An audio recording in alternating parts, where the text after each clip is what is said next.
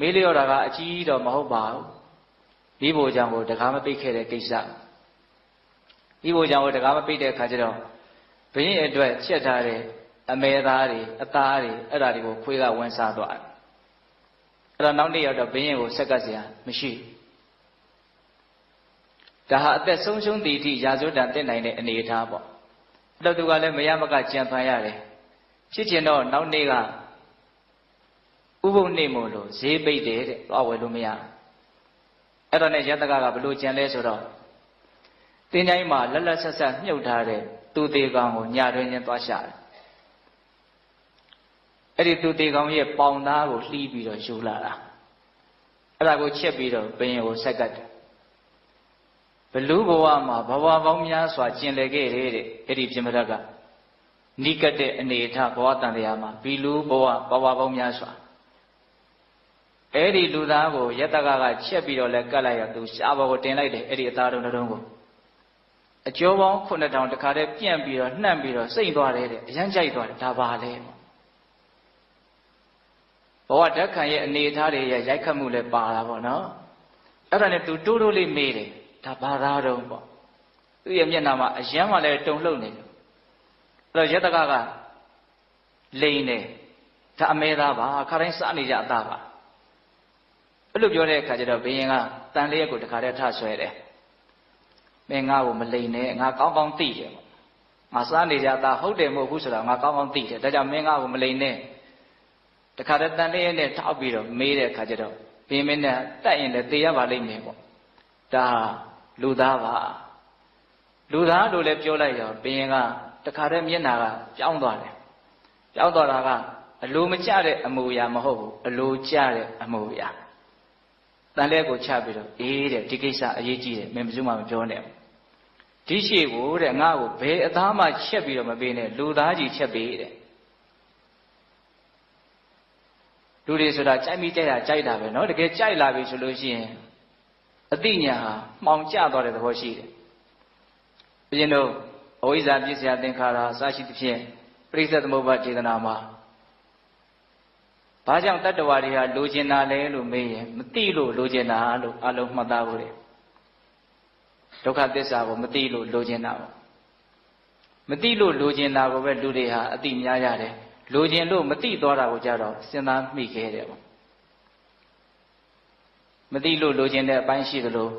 လိုချင်လွန်းလို့မသိသွားတာလည်းရှိတယ်ရချင်လွန်းလို့ညံကန်းသွားတာလည်းရှိတယ်အဲ့ဒါကိုဦးဇင်းတို့ပရမတ္ထစက္ခုဒီပိနီကိုပြုစုတဲ့တပည့်ရင်းဆရာတော်ဘုရားကြီးကအဲ့ဒီပရမတ္ထစက္ခုဒီပိနီထဲမှာအဝိဇ္ဇာကြောင့်လောဘဖြစ်တယ်ဆိုတာတော့သိုံနဲ့မပြည့်စုံဘူးလောဘကြောင့်အဝိဇ္ဇာဖြစ်တာလည်းရှိတယ်ဆိုပြီးတော့အထောက်ထားပြတာရှိတယ်ပေါ့စမိတာလေးပြောနေရင်ဇတ်တော်ကရှိရတဲ့တည်းဆုံးမှာမဟုတ်ဘူးနော်ဟုတ်လားအဲ့ဒါနဲ့ဘုရင်ကဒီကိစ္စအရေးကြီးတယ်ဒါကြောင့်ငါရှိဒီရှိကိုလူသားကြီးဆက်ပြီးတော့ပေးရအဲ့တော့ဘုရင်မင်းနေရတဲ့နေတိုင်းလူကဘယ်လိုလုပ်ရနိုင်မလဲထောင်ထဲမှာလူတွေအများကြီးပဲတဲ့အပြစ်ကြီးတဲ့ကောင်ကိုအရင်စားတတ်တယ်ဟုတ်လားရက်ဆက်တယ်နော်အဲ့လိုနဲ့ဦးဇင်းတို့လူရင်းပဲပြောမှဖြစ်မယ်ဟုတ်လားထောင်ထဲရလူကုန်ပြီဆိုတဲ့အခါကျတော့ရှားတော်သားကနောက်ထပ်ရောက်မလာဘူးထောင်ထဲရလူတွေကိုထောင်ချတဲ့လူတိုင်းပြန်ပြီးတော့လွတ်လာတယ်ဆိုတာမရှိဘူးအကြောင်းမျိုးမျိုးကြောင့်သေတယ်ဆိုတဲ့စည်ရင်ပဲထွက်လာတယ်ရှားတော်သားလည်းအလွန်နည်းသွားတယ်အဲ့ဒါနဲ့ဘုရင်ကဘာကြံပေးလဲဆိုတော့အဲ့လိုဆိုလို့ရှိရင်တဲ့လမ်းပေါ်မှာအတပြာထောင်တုပ်တွေကိုပြစ်ချတာကြလို့ကောင်းပြီလို့ကတော့အဲ့ဒီလူတခိုးပဲဆိုပြီးတော့ထောင်ထဲဆွဲခံရမယ်ထောင်ထဲရောက်ရင်တတ်တယ်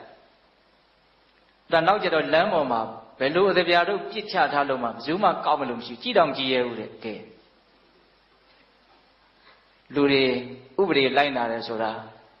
နော်ကြောက်လို့လိုက်နာတာနော်ဟုတ်တယ်မဟုတ်လားစဉ်းစားနော်အများကြီးတွေးကြရရှိတယ်ဟုတ်လားဘုရင်တို့ဗမာရာဇဝင်ထဲမှာလည်းပဲပညာကျမ်းတော်ဆိုတဲ့အမှတ်ကြီးရှိတယ်သူဥပဒေရေးရာသူအကြီးကဲဖြစ်တဲ့ခါကျဘာလုပ်တုံးဆိုတော့ဩဇာကြီးခိုးလို့ဆိုလားမသိပါဘူးအမှုဖြစ်တယ်အဲ့ဒါသေတံပေးပြလိုက်တယ်ဘာဖြစ်လို့လဲဆိုတော့ဘာမဟုတ်တာတွေကိုထပ်ထပ်ပြီးတော့အလုပ်တွေရှုပ်လွန်းလို့ကြမ်းကြမ်းထန်ထန်နှိပ်ကွက်တာပေါ့နော် ထူးခြားတာကအဲ့ဒီအမတ်ကြီးလက်ထက်မှာရာဇဝတ်မှုကတော့အတော်နည်းတယ်လို့ဆိုတယ်ဟုတ်လားအခုလည်းပဲပါတော့လမ်းမှာကြာနေတာကိုရိုးမှကြည်ရတဲ့လူတောင်မရှိဘူးတဲ့အဲ့ဒါနဲ့ဘယင်ကဘလို့ထက်ပြီးတော့အကြံပေးတော့လူရအောင်ဘလို့လုပ်ရလဲဆိုတော့ညမှာထွက်တဲ့လူတွေကိုတိတ်တိတ်ဆိတ်လိုက်ပြီးတော့တတ်တယ်ညထွက်တဲ့လူကိုတတ်တာနော်အဲ့ဒါလိုနဲ့နောက်ကျတော့ညလည်းဘယ်သူမှမထွက်ရဲဘူးခက်တာကလူသက်သွားပြီဆိုလို့ရှိရင်ဒီရှုဖြိုးတဲ့အသားတွေဟာအကုန်ပါသွားတယ်အဲ့ကြောင့်ရာဒီတိုင်းသူပြည်သားတွေက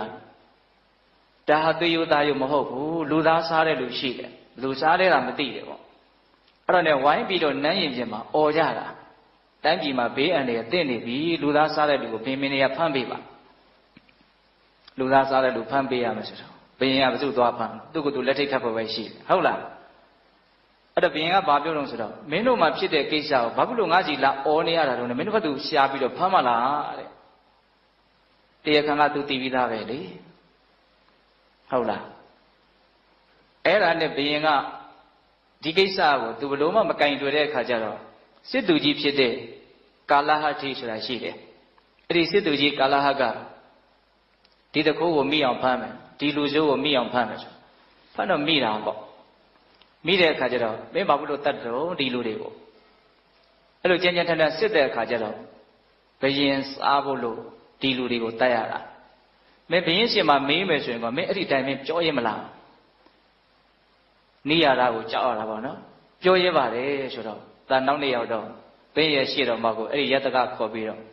တိတိဆိုင်ဆိုင်ပြောတာအဲ့တော့ဘယင်ကလည်းပဲမျက်နှာမပြတ်ဘူးတတိယတော့တော်တော်ကောင်းတယ်ငါအတွက်လှုပ်လှုပ်ပေးနေတဲ့လူကိုဘာဖြစ်လို့မင်းတို့ကဒီလိုမျိုးဖြစ်နေရတာတော့တဲ့အဲ့လိုတောင်ပြောတာနော်သူ့အတွက်အလှုပ်လှုပ်ပေးနေတဲ့လူကိုဘာဖြစ်လို့ဒီလိုကြမ်းကြမ်းထန်ထန်ဆက်ဆံရတယ်လဲပေါ့ဝန်ခံလိုက်တဲ့သဘောပါပဲအဲ့ဒါလိုလည်းပြောလိုက်ရောကာလဟတိကမင်းကြီးတဲ့လူသားဆိုတာမစားတဲ့မို့ဒါကြောင့်လူသားကိုရှောင်ကျင်တဲ့နဲ့လူသားကိုမစားဖို့အတွက်တားတာပေါ့အဲ့လိုတားတဲ့အခါကျတော့ဘုရင်ကြီးကပြုံးပြုံးမဲ့နားထောင်အဲ့ဒါကာလဟတိကရှေးတုန်းကဖြစ်ခဲ့မှုတဲ့အကြောင်းအရာတွေပါတင်ပြပြီးတော့တားတာမင်းကြီးတဲ့ရှေးတုန်းကငါးကြီးအာနန္ဒာဆိုတာရှိတယ်ယူဇနာနဲ့ချီပြီးတော့ကြည်တယ်အဲ့တော့နောက်တော့သမုဒ္ဒရာထဲမှာဂမူတွေဂမောက်တွေတောင်တွေလိုဟာမျိုးတွေကလည်းရှိတာအလွန်နဲ့တဲ့နေရာမျိုးမှာအဲ့ဒါငါကဘလောက်ကြီးလဲဆိုတော့အဲ့ဒီတောင်ကိုပတ်ထားတာသူ့ရဲ့ခေါင်းကသူ့အမီးကိုပြန်ပြီးတော့ကိုက်လို့ရတဲ့အနေအထားမျိုးအရှိကြီးကြီးပေါ့နော်အဲ့ဒါကိုသူ့အမီးမှမသိဘူးကျန်တဲ့9ကောင်ရဲ့အမီးထင်ပြီးတော့ကိုက်လိုက်တယ်ဟုတ်လားအဲ့ဒီမှာအဲ့ဒီသူကိုက်ချီလိုက်တဲ့တကယ်တမ်းအမီးကဘယ်သူအမီးဖြစ်နော်သူ့အမီးဖြစ်နေတယ်အဲ့ဒီအသားကိုသူ့ပါဇက်ထဲပါသွားပြီဆိုတော့ဒီကိုအောင်ကြီးကပေါက်ပြေးသွားပြီလေသွေးတွေပါတွေထွက်ပြီအဲ့ဒီမှာငါးသေးသေးတွေသူ့ထက်သေးတဲ့ငါးတွေကအကုန်လုံးလာပြီးတော့သူ့ကိုစားရတယ်အဲ့ဒါအယိုးပဲကျွင်းတယ်အယိုးတောင်လောက်ရှိတယ်လို့ဆိုတယ်အဲ့ဒါကိုအဲ့ဒီခေတ်ကဇံရအပင်ញင်ယသိတွေကဒီအကြောင်းအရာကိုလူတွေကိုတစ်ဆင့်ပြန်ပြောလို့သမုဒ္ဒရာထဲမှာဒီလိုမျိုးအခြေအနေရှိခဲ့မှုတယ်ဆိုတာကိုသိရတယ်တဲ့အဲ့ဒါကိုတက်တည်ပြလို့မင်းကြီးလူသားဆိုတာမစားဘူးကိုသားကိုပြန်စားရင်ဒုက္ခရောက်မယ်ပေါ့အဲ့လိုပြောတဲ့အခါကျတော့ပြမတမင်းကကာလဟတဲ့မင်းမပုံနေပတ်တင်နဲ့ပြောရတာမဟုတ်ဘူးငါလည်းပြောရတယ်တဲ့မင်းကမစားနဲ့လို့ပြောပြီမလို့ငါကလည်းအလွန်စားခြင်းတယ်ပေါ့ကိုဖြစ်ချင်တာမဖြစ်ရဘူးကိုရချင်တာမရဘူးဆိုရင်လည်းပဲတည်တတ်တယ်တဲ့ဒါကြောင့်မလို့ငါဖြစ်ချင်တာတော့ငါဖြစ်အောင်လုပ်မယ်ပေါ့ဆိုလိုတဲ့အိဗေကနော်အဲ့ဒါသူကဘာကိုတက်တည်ပေးတုံးဆိုတော့သူဇာတာတတိရဲ့သားဆိုတာရှိတယ်ကွာလေအဲ့ဒါဇံရယတိတွေကိုအဲ့ဒီတတိကကိုးဝယ်လာအဲ့ဒါဒီနေ့တော့အဲ့ဒီဇံရယတိတွေကဇဗုဒိကျွန်းကနေပြီးတော့မြောက်ကျွန်းကနေပြီးတော့သပြုတပြေသီးဆိုတာကိုခူးလာတာအဲ့ဒီတပြေသီးလေးကိုယူလာတဲ့အခါကျတော့ဒီတတိရဲ့သားကဒီတပြေသီးကိုစားခြင်းစားခြင်းတော့ယတိတွေကိုငိုတောင်းတော့ယတိတွေကကျွေးလိုက်တာပေါ့ကျွေးတော့အဲ့ဒီတပြေသီးကအရန်ကောင်းတဲ့အခါကျတော့ယတိတွေကနောက်နေ့ရောက်တော့ဇန်နဲ့ပြန်သွားပြီးဒီကိုပြန်မလာတော့ဒီကလေးကအဲ့ဒီတပြေသီးကိုစားခြင်းထပ်တောင်းတပြေသီးကမရတော့ဘယ်မှာမှမရှိဘူးဘာကျွေးလို့မှမရဘူးအဲ့ဒီတပြေသီးမရတဲ့အတွက်ကြောင့်အဲ့ဒီကလေးစိတ်သက်ဖြစ်ပြီးတော့သေရှာတယ်ပေါ့ဒါကြောင့်တပြေသီးမစားလို့သေတဲ့ကလေးတောင်ရှိသေးတာလူသားမစားရင်ငါလည်းသေခြင်းသေသွားနိုင်တယ်ပေါ့မရှောင်နိုင်ဘူးပေါ့နော်